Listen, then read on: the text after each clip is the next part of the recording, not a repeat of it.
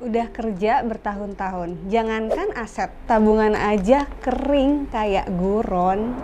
Mana orang-orang di sekitar kadang tuh nuduh aku nggak punya ambisi, yang kadang suka bikin sensi. Padahal siapa sih yang nggak mau punya penghasilan besar, bisa nabung, dan punya aset ratusan juta? Tapi ini juga sambil berbenah diri sih, coba menabung tipis-tipis, ngumpulin dana darurat, walau kadang belum akhir bulan saldo di ATM udah sekarat atau udah minta maaf. Maaf saldo yang Anda tututut. Zafriends, ada yang gini juga nggak? Kerja bertahun-tahun tapi belum juga punya aset. Dana darurat juga tipis, boros karena banyak yang harus dibeli. Ini harus dibeli atau pengen dibeli ya?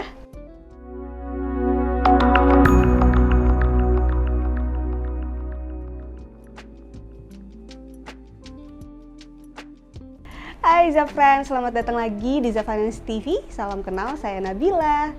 Oke Zafriends, siapa nih yang boros? Lihat diskon langsung beli, ada promo di e-commerce langsung check out. Kayaknya kalau Harbolnas tuh udah nggak sabar gitu, pengen pantengin handphone terus jam 12 tank. Nah setiap mau kemana-mana juga buka lemari selalu aja ngerasa kayaknya nih udah aku pakai deh kemarin. Ujung-ujungnya selalu dijadikan alibi buat beli baju atau sepatu baru. Atau mungkin Zafriends lagi panik nih karena isu soal resesi 2023 nanti, katanya tuh Indonesia gelap. Nah, Money Clinic kali ini mungkin curhatan dari salah satu dokter yang katanya ngerasa boros dan lagi deg-degan menghadapi resesi di tahun 2023 nanti. Coba kita dengerin dulu yuk cerita lengkapnya. Hai Zafriends, sebelumnya terima kasih sudah membahas kasus aku di Money Clinic. Aku Denta, usiaku saat ini 36 tahun, sudah menikah dan punya 2 orang anak. Pekerjaanku adalah dokter gigi dan penghasilanku per bulan adalah 10 juta. Untuk rincian pengeluaran bulananku seperti ini. Pengeluaran untuk kebutuhan bulanan dan rumah tangga jika ditotal sekitar 4,2 juta. Pengeluaran untuk gaya hidup 1,1 juta, ini untuk arisan 100.000 dan biaya nge-mall barang anak-anak 1 juta. Aku juga memiliki tabungan yang aku simpan untuk tabungan upacara adat, tabungan playgroup anak, tabungan jalan-jalan, tapenas, tabungan pendidikan, tabungan untuk dana darurat, tabungan untuk dana pensiun, dan tabungan biasa. Jika ditotal semuanya 4,2 juta. Saat ini aku punya aset seperti tabungan 16 juta, dana darurat 6,5 juta, tabungan pendidikan anak 11 juta, tabungan untuk playgroup anak 5,2 juta. Aku juga investasi untuk mempersiapkan dana pensiun, saat ini totalnya 8,8 juta. Untuk utang, ada utang kartu kredit senilai 3,5 juta dan utang lain-lain 9,5 juta. Aku sudah bekerja hampir 10 tahun, tapi kok rasanya belum ada aset ataupun tabungan yang bisa aku kumpulkan. Aku termasuk tipe yang boros dan susah sekali mengontrol belanja bulanan, terutama untuk beli barang-barang fashion seperti baju, tas, sepatu, dan juga kebutuhan anak-anak seperti untuk baju, tas, sepatu, itu semua tanggungan aku. Aku baru mulai menabung lagi awal tahun ini. Aku agak takut karena berita tentang resesi tahun 2023, sedangkan dana darurat aku baru sedikit. Semenjak mengenal Zafriends dan mempelajari beberapa investasi, baru aku mau mulai menabung pelan-pelan. Dulu-dulu tuh rasanya uang selalu habis setiap bulan untuk kebutuhan rumah tangga, belanja, untuk sekolah, untuk anak-anak, padahal itu sudah bagi 2 sama suami aku. Aku ingin sekali lebih banyak menabung lagi untuk dana pensiun ataupun untuk tabungan anak-anak, ataupun mempunyai satu aset investasi seperti tanah atau rumah. Mohon solusi dan pencerahan dari pakarnya ya. Permasalahan Dr. Denta ini mewakili sebagian Zafriends yang sudah berkeluarga nih kayaknya. Oh iya, aku mau disclaimer dulu kalau tadi tuh nama samaran ya. Dan kasus Money Clinic yang masuk ke Zafriends itu sudah dapat persetujuan dari sendernya untuk bisa dipublikasikan tanpa kasih tahu profilnya. Nah, Udah kerja bertahun-tahun tapi isi tabungan masih juga nggak bertambah. Sementara kehidupan tuh kan akan terus berjalan dan biaya kebutuhan juga bakalan terus nambah kan. Dan aset juga segitu-gitu aja. Bahkan ada yang ngerasa belum bisa membeli aset apa-apa. Coba Zafrans tulis nih di kolom komen, ngerasa nggak sih Zafrans tuh udah kerja bertahun-tahun tapi kayak belum ada apa-apa nih yang bisa aku hasilkan? Coba tulis di kolom komen.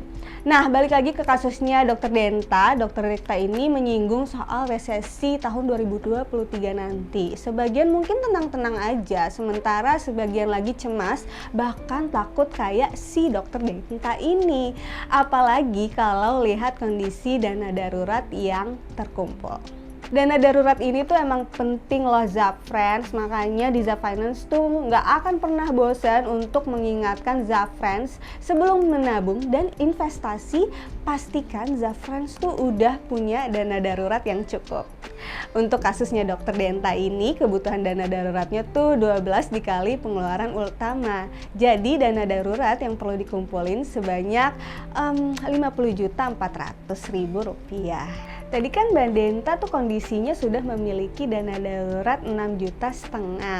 Kekurangannya itu bisa dengan mengalokasikan dana di tabungan sebesar 10 juta rupiah dan 5% penghasilan bulanan. Jangan lupa juga untuk menyesuaikan saldo dana darurat saat pengeluarannya udah mulai berubah ya. Nah, untuk penempatannya minimal 3 kali pengeluaran di rekening tabungan terpisah. Selebihnya bisa di reksadana pasar uang atau logam mulia.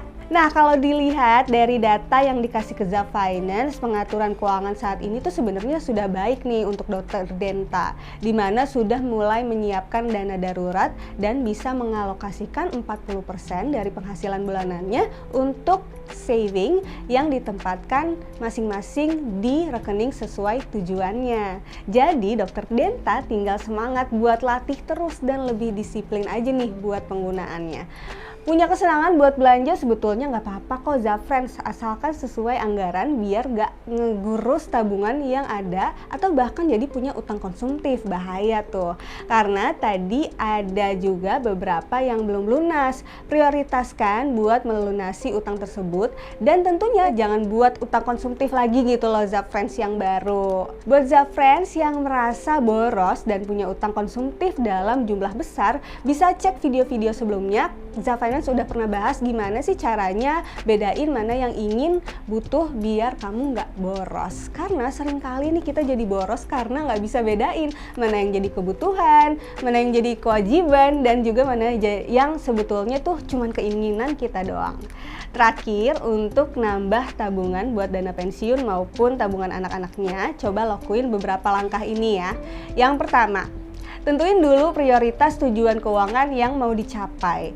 Kalau udah kehitung nih kebutuhan dananya, lalu tentukan jangka waktunya. Nah, idealnya ini investasi bisa dialokasikan untuk mencapai maksimal 3 tujuan keuangan secara bersamaan. Buat Dr. Denta maupun Zafrans yang sekarang lagi ngumpulin dana pensiun, dana pendidikan anak, atau tujuan keuangan yang lainnya nih, semangat terus ya investasinya dan harus tetap konsisten. Kayaknya video kali ini sampai sini dulu kali ya. Kalau misalnya Zafrans merasa punya persoalan keuangan yang pengen dikonsultasiin sama Zaffinance, bisa cek lewat link yang ada di description box. Nah, kalau mau kirim permasalahannya juga nih, bisa cek ke sosial medianya Zaffinance untuk tata caranya. Oke, saya Nabila, pamit, semoga Money Clinic kali ini bisa kasih Zafrans pencerahan. Jangan lupa share, like, dan nyalain notifikasinya supaya nggak ketinggalan video terbaru dari Zaffinance TV. Sampai jumpa di video berikutnya. Bye!